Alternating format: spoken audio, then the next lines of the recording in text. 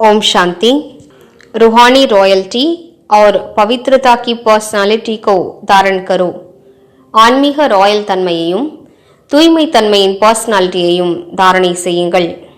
यदि वरदाता और वरदानी दोनों का संबंध समीप और स्नेह के आधार से निरंतर हो और सदा कंबाइंड रूप में रहो तो पवित्रता की छत्र छाया स्वतः रहेगी। வரங்களின் வள்ளல் மற்றும் வரம்பெற்ற ஆத்மாக்கள் இருவரின் உறவும் நெருக்கமானதாகவும் அன்பின் ஆதாரத்திலும் நிரந்தரமாக இருக்குமென்றால் மற்றும் சதா இணைந்த ரூபத்தில் இருக்கும் என்றால் தூய்மை தன்மையின் குடைநிழல் எப்போதும் தானாகவே இருக்கும்।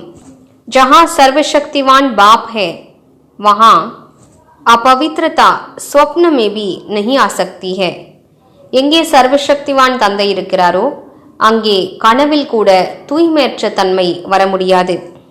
जब अकेले होते हो तो पवित्रता का सुहाग चला जाता है। எப்போது நீங்கள் தனியாகி விடுகிறீர்களோ அப்போதுதான் தூய்மை தன்மையின் சுமங்கல தன்மை சென்று விடுகிறது। ஓம் சாந்தி।